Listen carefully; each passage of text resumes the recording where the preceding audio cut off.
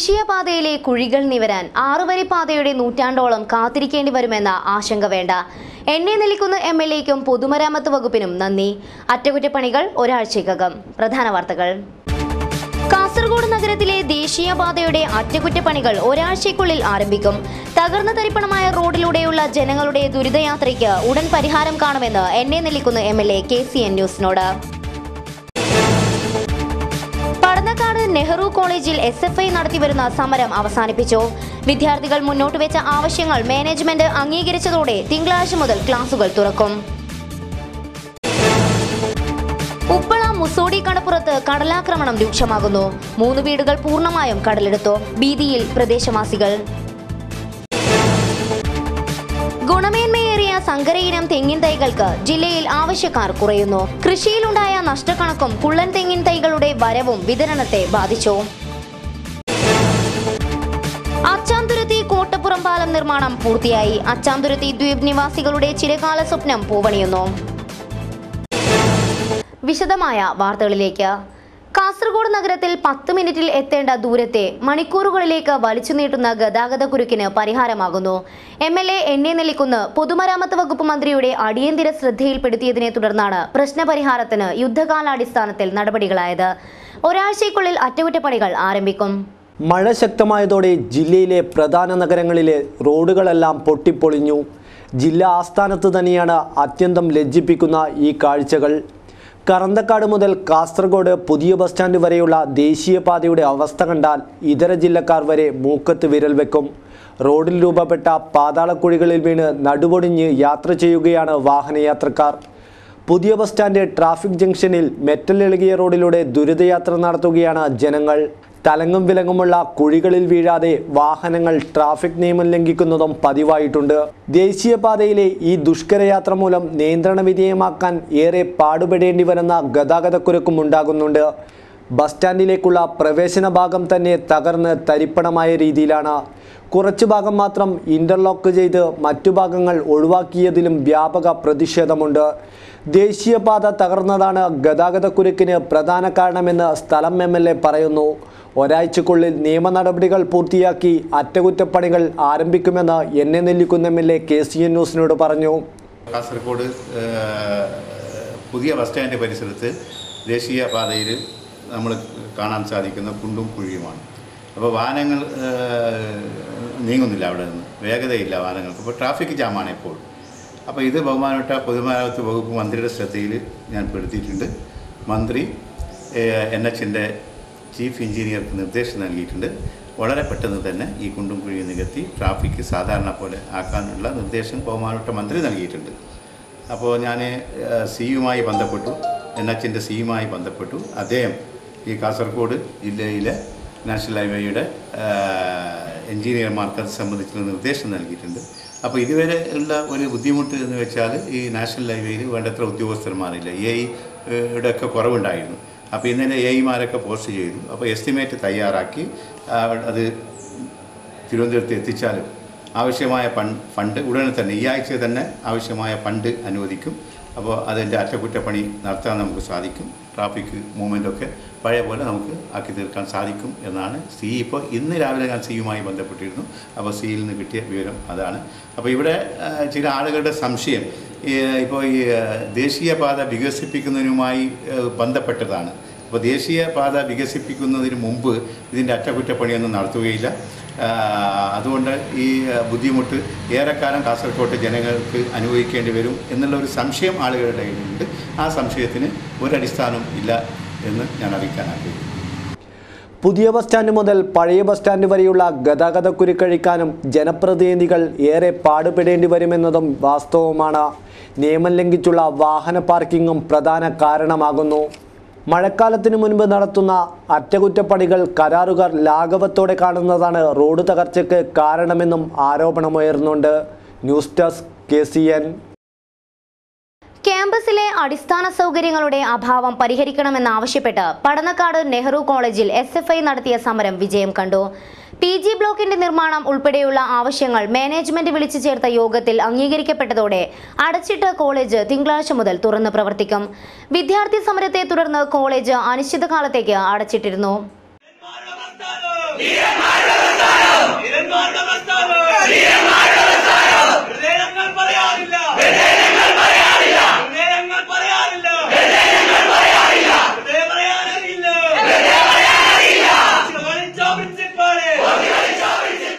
പടന്നക്കാട് നെഹ്റു കോളേജിൽ SFIയുടെ നേതൃത്വത്തിൽ നടത്തിയ സമരമാണ് വിജയം കണ്ടത്.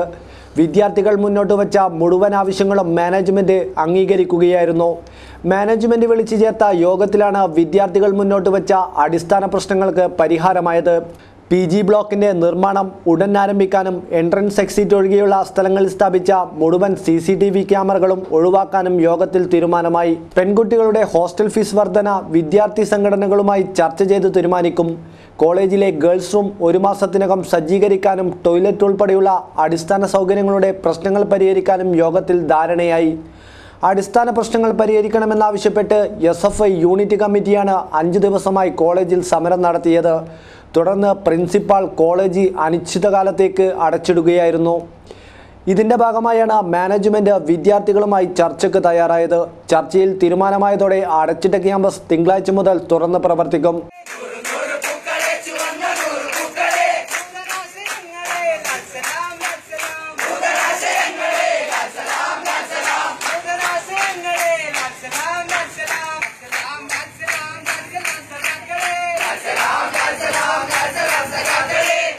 News desk KCN. Uppala, Musodi, Nellikunnu കടപ്പുറം മേഖലകളിൽ കടലാക്രമണം രൂക്ഷമാകുന്നു. മുസോടിയിൽ 3 വീടുകൾ പൂർണ്ണമായും കടലെടുത്തു. പ്രദേശത്ത് കടൽ 100 മീറ്ററോളം കരയിലേക്ക് കയറി.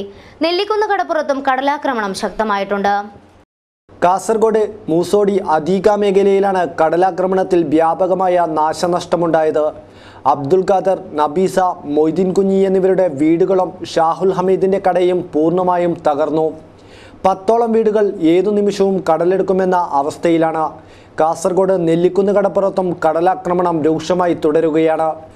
തീരങ്ങൾ വ്യാപകമായി കടലെടുത്തു തുടങ്ങിയതോടെ മത്സ്യത്തൊഴിലാളികളും കടുത്ത പ്രതിസന്ധിയിലായിരിക്കുകയാണ്. കടലാക്രമണം ശക്തമാകുമ്പോഴും അധികൃതർ തിരിഞ്ഞു നോക്കുന്നില്ലെന്ന് മത്സ്യത്തൊഴിലാളികളും പരാതിപ്പെടുന്നു. മൂസോടി, നെല്ലിക്കുന്ന് കടപ്പുറങ്ങളിൽ നിരവധി തെങ്ങുകളും കാറ്റാടിമരങ്ങളും ഇതിനോടകം കടപുഴകിയിട്ടുണ്ട്. News desk KCN. അച്ചാംതുരുത്തി ദ്വീപ് നിവാസികളുടെ ചിരകാല സ്വപ്നം പൂവണിയുന്നു. അച്ചാംതുരുത്തി കോട്ടപ്പുറം പാലത്തിന്റെ അവസാനഘട്ട നിർമ്മാണവും പൂർത്തിയായി. 10 ദിവസത്തിനകം കാൽനടയാത്ര സാധ്യമാകും. പാലം പണി പൂർത്തീകരിച്ചതിലുള്ള സന്തോഷ പ്രകടനമായി പായസ വിതരണം നടത്തി. അച്ചാംതുരുത്തി റോഡ് പാലത്തിന്റെ കോൺക്രീറ്റ് ഇന്ന് പൂർത്തിയായതിന്റെ സന്തോഷത്തിലാണ് അച്ചാംതുരുത്തി ദ്വീപ് നിവാസികൾ. പണി പൂർത്തീകരിച്ചതിന്റെ സന്തോഷത്തിൽ അഴീക്കോടൻ ക്ലബ്ബ് പ്രവർത്തകരും DYFI അച്ചാംതുരുത്തി യൂണിറ്റും സംയുക്തമായി പായസ വിതരണം നടത്തി. M. രാജഗോപാലൻ MLA പരിപാടി ഉദ്ഘാടനം ചെയ്തു. നമുക്കറിയാം, നിയമസഭയിൽ ഒരു ചോദ്യം കൊടുത്താൽ പിന്നെ അതിന്റെ ഉത്തരവാദിത്തം എഞ്ചിനീയറിംഗ് അറിയാം. അപ്പൊ കൃത്യമായിട്ടുള്ള എല്ലാ സ്റ്റാറ്റസും അതിന്റെ കൃത്യമായ വിവരം സമയബന്ധിതമായി മേലെ കൊടുക്കേണ്ടി വരും. അപ്പൊ ഗവൺമെന്റ് ശ്രദ്ധയിൽ വളരെ സജീവമായിട്ട് തുടങ്ങി. ഇതിന്റെ ഒരു പോരായ്മയൊക്കെ മാധ്യമങ്ങളിൽ വന്ന വാർത്തകൾ വാർത്തത്തിലാണ് ആദ്യ ഇടപെടൽ നടന്നു. പക്ഷെ വേണ്ടത്ര അത് പോരാകുന്നു. മന്ത്രി തന്നെ നേരിട്ട് പരിപാടിക്ക് വന്നപ്പോൾ സൈറ്റ് കൂടി സന്ദർശിച്ചപ്പോൾ കുറച്ചുകൂടി കാര്യം ഗൗരവത്തിലെടുത്തു. ഇത് സമയബന്ധിതമായി എന്ന് പറയാൻ കഴിയില്ല. ഇപ്പോൾ പൂർത്തീകരിക്കാൻ കഴിഞ്ഞതിന്റെ ഒരു ക്രെഡിറ്റ് അല്ലെങ്കിൽ അതിന്റെ ഒരു മുൻകൈ വകുപ്പ് മന്ത്രിയുടെ തന്നെയാണ്. മന്ത്രി ഓരോ ഘട്ടത്തിലും MLA കന്നതിനെ വിളിച്ച് നിരവധി നിയമസഭാ സമ്മേളനം നടക്കുമ്പോൾ സഭയിൽ ഉണ്ടാകുമ്പോൾ വിളിക്കും. ഉണ്ടായി അതിന് മതിയായ കാരണങ്ങൾ. കാരണം ഇവരോട് ഈ സൈറ്റിൽ തന്നെ ഇവരൊക്കെ ഫോൺ ചെയ്തിട്ട് ഇത്ര തീയതി സമയം തന്നെ ഇവരോട് പൂർത്തീകരിക്കണം പറഞ്ഞു. നടന്നില്ല. പിന്നെ അതൊരു ഘട്ടം എത്തിയപ്പം ഇതിന്റെ കോൺട്രാക്ടർ ഇതിന്റെ നിർമ്മാണ പ്രവൃത്തി കൊണ്ടുപോകാൻ കഴിയാത്തതും തുടർന്ന് നടത്താൻ കഴിയാത്ത വിധ സാമ്പത്തിക പ്രശ്നങ്ങളും വലിയ വിഷയം. അങ്ങനെ വന്നതൊരു നിശ്ചലതയിലേക്ക് പോകുന്ന സ്ഥിതി വന്നു. പറഞ്ഞ തീയതികളൊക്കെ കഴിയുന്ന സ്ഥിതി വന്നു. അപ്പൊ അതിന്റെ 2 ഘട്ടങ്ങളിലായി ഒരു തവണ ഔദ്യോഗികമായിട്ട് തന്നെ മന്ത്രിതലത്തിൽ തന്നെ യോഗം വിളിച്ചു ചേർത്തു. ഇവരടക്കം പ്രതിനിധികളൊക്കെ വിളിച്ച് സംസാരിച്ച് ഒരു ധാരണയെത്തി. ചെറുവത്തൂർ പഞ്ചായത്ത് പ്രസിഡന്റ് മാധവൻ മണിയറ അധ്യക്ഷത വഹിച്ചു. നീലേശ്വരം നഗരസഭാ chairman professor KP Jayarajan, vice chairperson V. Gauri, Muhammad Rafi, Cheruvathur panchayat vice president CV. Pramila, Malappil Sukumaran, Munambath Govindan, TV. Kannan, PWD assistant engineer Anilkumar, AC. Narayanan എന്നിവർ സംസാരിച്ചു. PV ജയചന്ദ്രൻ സ്വാഗതവും അജിത്ത് വയലിൽ നന്ദിയും പറഞ്ഞു. ഗുണമേന്മയേറിയ സങ്കര ഇനം തെങ്ങിൻ തൈകൾക്ക് ആവശ്യക്കാർ കുറയുന്നു. കുള്ളൻ തൈകൾക്ക് ആവശ്യക്കാർ ഏറിയതും നാളികേര കൃഷിയിൽ ഉണ്ടാകുന്ന നഷ്ടക്കണക്കുമാണ് സങ്കര ഇനം തെങ്ങിൻ തൈകൾക്ക് ആവശ്യക്കാർ കുറയുന്നതിന് കാരണമാകുന്നത്. കുള്ളൻ തൈകളുടെ കടന്നുവരവും നാളികേര വിലക്കുറവുമാണ് അത്യുൽപാദന ശേഷിയുള്ള സങ്കര ഇനം തെങ്ങിൻ തൈകൾക്ക് ആവശ്യക്കാർ കുറഞ്ഞതിൻ്റെ കാരണം. കാർഷിക സർവകലാശാലയ്ക്ക് കീഴിൽ ജില്ലയിലുള്ള കേര ഗവേഷണ കേന്ദ്രങ്ങളിലെല്ലാം ഇത്തവണ സങ്കര ഇനം തൈകൾ ബാക്കിയുണ്ട്. കരുവാച്ചേരി തോട്ടത്തിൽ മാത്രം 10,000-ഓളം തെങ്ങിൻ തൈകളാണ് ബാക്കിയായി കിടക്കുന്നത്. കാർഷിക സർവകലാശാല ഉത്തരമേഖല പ്രാദേശിക ഗവേഷണ കേന്ദ്രം പിലിക്കോട്ടും പടന്നക്കാട്ടുമെല്ലാം സങ്കര ഇനം തൈകളായ കേരസാഗര, കേരഗംഗ, കേരശ്രീ തുടങ്ങിയവ പാകിയെടുത്ത് പറിച്ചെടുക്കാനുണ്ട്. മുൻവർഷങ്ങളിൽ നിന്ന് വ്യത്യസ്തമായി ഇത്തവണ റേഷൻ കാർഡിൻ്റെ പകർപ്പുമായി എത്തിയവർക്ക് 5 വീതം തുടക്കത്തിൽ നൽകിയിരുന്നു. എന്നാൽ പഴയതുപോലെ കൂട്ടത്തോടെ കർഷകർ എത്തിയില്ല. 250 രൂപയാണ് തൈ ഒന്നിന് ഈടാക്കുന്നത്. 3 വർഷത്തിനകം കായ്ക്കുകയും കൂടുതൽ വിളവ് ലഭിക്കുകയും ചെയ്യും എന്നതാണ് ലക്ഷഗംഗ, കേരഗംഗ, അന്തഗംഗ, കേരശ്രീ, കേരസൗഭാഗ്യ തുടങ്ങിയ സങ്കര ഇനം തൈകളിലേക്ക് കർഷകർ ആകൃഷ്ടരായത്. എന്നാൽ അടുത്തിടെ കുള്ളൻ തൈകളുടെ പ്രചരണം നാട്ടിന് പുറത്ത് വ്യാപകമായി. വാർഡ് തലത്തിലുള്ള ചില സ്വയം സഹായ സംഘങ്ങൾ സ്വകാര്യ ഏജൻസികൾ വഴി വിത്തു തേങ്ങയെത്തിച്ച് തൈകളുണ്ടാക്കി കുള്ളൻ തൈയുടെ പ്രചാരകരുമായി. അതോടൊപ്പം നാളികേര വിലത്തകർച്ചയും തെങ്ങുകയറ്റ തൊഴിലാളികളുടെ അഭാവവും തൊഴിലാളികൾ ഈടാക്കുന്ന അമിതവേതനവും പരമ്പരാഗത കൃഷിരീതിയിൽ നിന്ന് കർഷകരെ പിന്നോട്ട് നയിച്ചു. എന്നാൽ കുള്ളൻ തൈകളുടെ തേങ്ങ ഇളനീർ ആവശ്യത്തിന് മാത്രമേ ഉപയോഗിക്കാൻ കഴിയൂ എന്നാണ് കാർഷിക ഗവേഷണ കേന്ദ്രങ്ങളിലെ ഗവേഷകർ പറയുന്നത്. മലയാളികൾ തേങ്ങയരച്ച് കറിയുണ്ടാക്കുന്ന ശീലക്കാരാണ്. കുള്ളൻ തൈയുടെ തേങ്ങ കറിക്ക് ഉപയോഗിക്കാനോ കൊപ്രയാക്കാനോ കഴിയില്ല. നാടൻ ഇനങ്ങളുടെയും സങ്കര ഇനങ്ങളുടെയും 10 തേങ്ങയിൽ നിന്ന് 1 കിലോ കൊപ്ര ഉണ്ടാക്കാനും കഴിയും. എന്നാൽ കുള്ളൻ തൈയുടെ 18 മുതൽ 20 തേങ്ങ വരെ ഉണ്ടെങ്കിലേ 1 കിലോ കൊപ്ര ലഭിക്കാനാകൂ എന്നാണ് കാർഷിക ഗവേഷണ കേന്ദ്രത്തിലെ ഗവേഷകർ സൂചിപ്പിക്കുന്നത്. കുള്ളൻ തൈകളെ പ്രോത്സാഹിപ്പിക്കുന്നത് കേര കാർഷിക മേഖലയിൽ ദൂരവ്യാപകമായ ദുരന്തത്തിന് ഇടയാക്കും എന്നാണ് കേര ഗവേഷണ കേന്ദ്രത്തിലെ ചിലരുടെ വിലയിരുത്തൽ. അതിനിടെ സങ്കര ഇനം തൈകൾ ദീർഘകാലം നിലനിൽക്കില്ല എന്ന ആരോപണത്തിനും കരുവാച്ചേരി ഗവേഷണ കേന്ദ്രത്തിൽ മറുപടിയുണ്ട്. 80 വർഷം മുമ്പ് നട്ട സങ്കര ഇനം തെങ്ങിൻ തൈകൾ ഇപ്പോഴും അതേ ഊർജ്ജസ്വലതയോടെ ഇവിടെ നിലനിൽക്കുന്നുണ്ട്. സഹകരണ മേഖലയിലെ ജനാധിപത്യത്തെ സർക്കാർ കശാപ്പ് ചെയ്യുകയാണെന്ന് KPCC general secretary VA Narayanan ആരോപിച്ചു. സഹകരണ ജനാധിപത്യ വേദി ജില്ലാ കൺവെൻഷൻ ഉദ്ഘാടനം ചെയ്തുകൊണ്ട് സംസാരിക്കുകയായിരുന്നു അദ്ദേഹം. സഹകരണ സംഘങ്ങളിലെ തിരഞ്ഞെടുക്കപ്പെട്ട ഭരണസമിതികളെ രാഷ്ട്രീയ ലക്ഷ്യത്തിനായി പിരിച്ചുവിടുന്നത് വഴി സഹകരണ മേഖലയിലെ ജനാധിപത്യത്തെ ഇടതു സർക്കാർ തകർക്കുകയാണെന്ന് KPCC general secretary VA Narayanan പറഞ്ഞു. സഹകരണ ജനാധിപത്യ വേദി ജില്ലാ കൺവെൻഷൻ ഉദ്ഘാടനം ചെയ്തുകൊണ്ട് സംസാരിക്കുകയായിരുന്നു അദ്ദേഹം. ഇടതുപക്ഷ ജനാധിപത്യ മുന്നണിയുടെ പ്രകടന പത്രികയിൽ കേരള ബാങ്ക് രൂപീകരിക്കുമെന്ന് പറഞ്ഞു. ആ കേരള ബാങ്ക് യാഥാർത്ഥ്യമാക്കാൻ വേണ്ടി കേരളത്തിലെ 14 ജില്ലാ സഹകരണ ബാങ്കുകളെ പിരിച്ചുവിട്ടു. 14 ജില്ലാ സഹകരണ ബാങ്കുകളെ പിരിച്ചുവിട്ടു. നേരത്തെ സ്വാഗതപാസൻ സൂചിപ്പിച്ചതുപോലെ കണ്ണൂർ ജില്ലാ സഹകരണ ബാങ്കിൽ നിന്ന് 100 കോടി രൂപ KSRTCക്ക് ഒരു ദിവസം അർദ്ധരാത്രി കൊണ്ട് ഒരു നടപടിക്രമവും പാലിക്കാതെ. ജില്ലാ ചെയർമാൻ K നീലകണ്ഠൻ അധ്യക്ഷത വഹിച്ചു.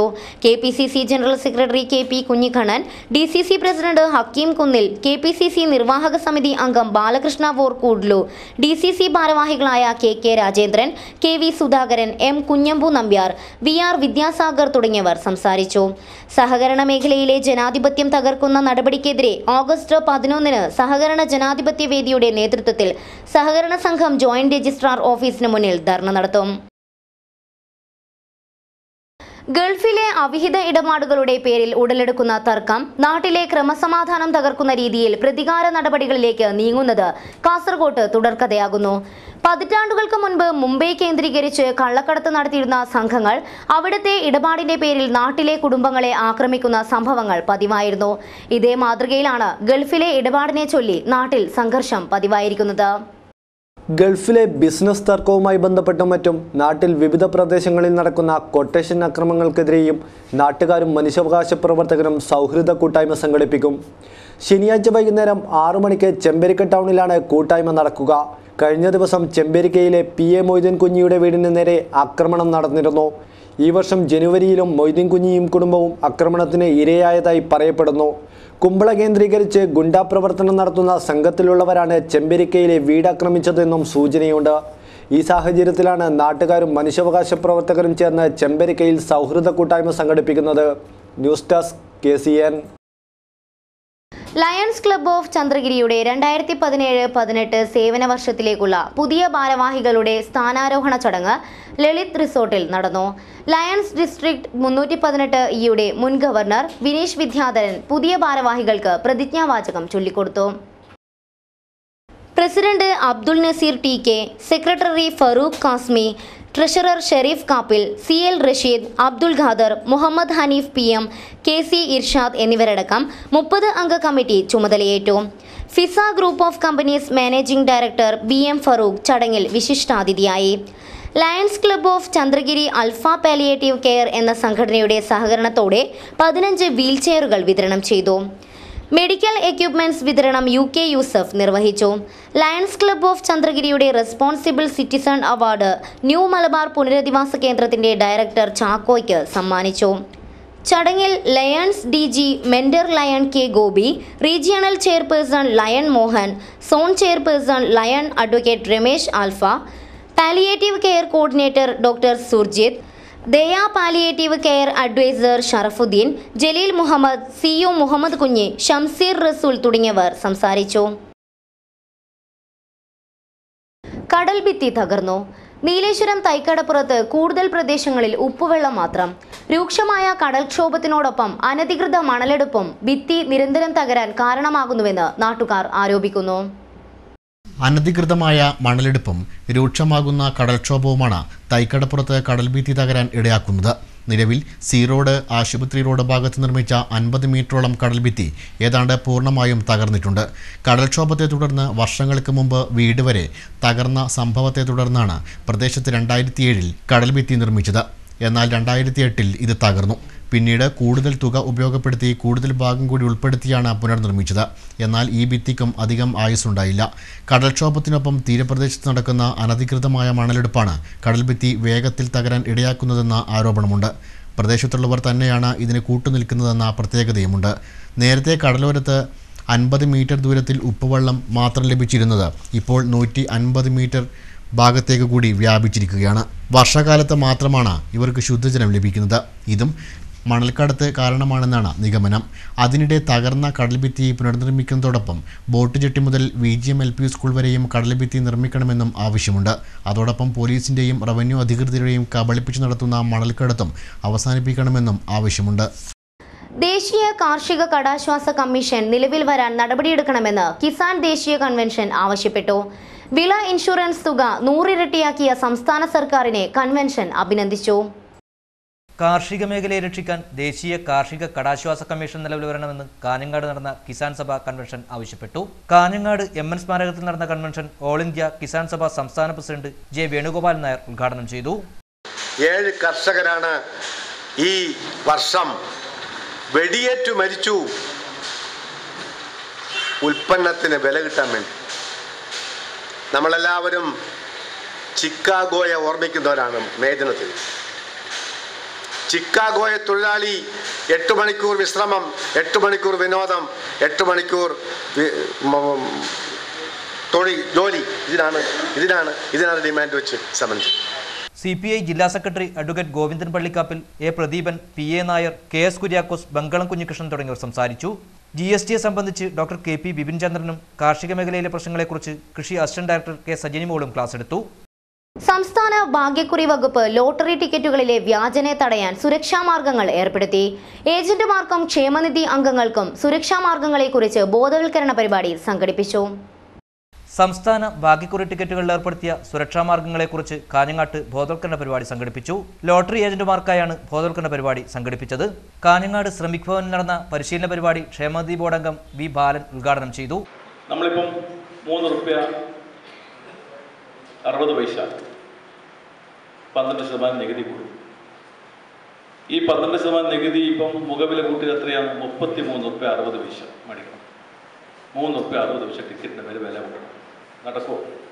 അസിസ്റ്റന്റ് ജില്ലാ ഭാഗ്യക്കുറി ഓഫീസർ MK രഞ്ജിത് കുമാർ അധ്യക്ഷനായി. ട്രേഡ് യൂണിയൻ നേതാക്കളായ P. Prabhakaran, KM Sreedharan, PP Umesan, PV Unnikrishnan, Madhusudanan Nambiar, T. Chandrasekharan തുടങ്ങിയവർ സംസാരിച്ചു. ജില്ലാ ഭാഗ്യക്കുറി ക്ഷേമനിധി ഓഫീസർ S. രാജേഷ് കുമാർ പരിശീലനത്തിന് നേതൃത്വമേകി. പ്രധാന വാർത്തകൾ ഒരിക്കൽ കൂടി. കാസർഗോഡ് നഗരത്തിലെ ദേശീയപാതയുടെ അറ്റകുറ്റപ്പണികൾ ഒരാഴ്ചയ്ക്കുള്ളിൽ ആരംഭിക്കും.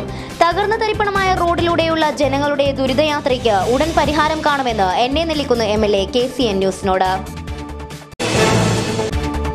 പടന്നക്കാട് നെഹ്റു കോളേജിൽ SFI നടത്തിവരുന്ന സമരം അവസാനിപ്പിച്ചു. വിദ്യാർത്ഥികൾ മുന്നോട്ട് വെച്ച ആവശ്യങ്ങൾ മാനേജ്മെന്റ് അംഗീകരിച്ചതോടെ തിങ്കളാഴ്ച മുതൽ ക്ലാസുകൾ തുറക്കും. ഉപ്പള മുസോടി കടപ്പുറത്ത് കടലാക്രമണം രൂക്ഷമാകുന്നു. 3 വീടുകൾ പൂർണ്ണമായും കടലെടുത്തു. ഭീതിയിൽ പ്രദേശവാസികൾ. ഗുണമേന്മയേറിയ സങ്കരയിനം തെങ്ങിൻ തൈകൾക്ക് ജില്ലയിൽ ആവശ്യക്കാർ കുറയുന്നു. കൃഷിയിലുണ്ടായ നഷ്ടക്കണക്കും കുള്ളൻ തെങ്ങിൻ തൈകളുടെ വരവും വിതരണത്തെ ബാധിച്ചു. അച്ചാംതുരുത്തി കോട്ടപ്പുറം പാലം നിർമ്മാണം പൂർത്തിയായി. അച്ചാംതുരുത്തി ദ്വീപ് നിവാസികളുടെ ചിരകാല സ്വപ്നം പൂവണിയുന്നു. ഇതോടെ ഇന്നത്തെ KCN മലയാളം വാർത്തകൾ അവസാനിക്കുന്നു. നമസ്കാരം.